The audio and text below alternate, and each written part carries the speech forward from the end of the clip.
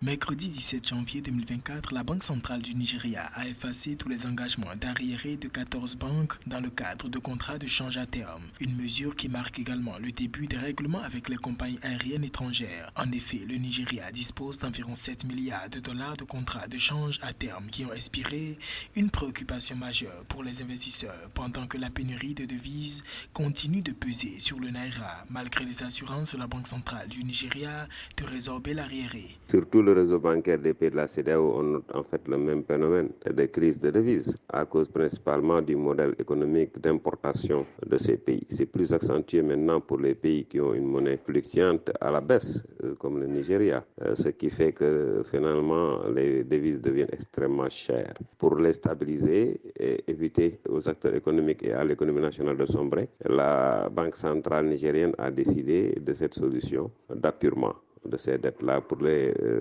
stabiliser.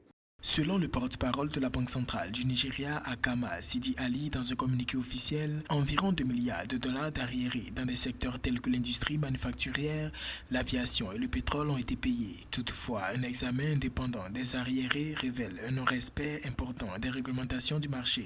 Au niveau de la BCEAO, en tout cas pour les pays de CFA, une autre solution, c'était quand même d'exiger le renforcement du capital de ces banques-là, passant du simple au double de 10 à 20 milliards pour renforcer le capital financier de ces banques-là, parce que toutes ces banques ont des problèmes aujourd'hui de devises, même la Banque centrale peine à régler ces problèmes-là. La Banque centrale nigériane s'est par ailleurs engagée à assainir le secteur des services financiers afin de renforcer la confiance des marchés. Ceci en réglant les arriérés légitimes de devises afin d'apurer toutes les dettes en attente sur le marché.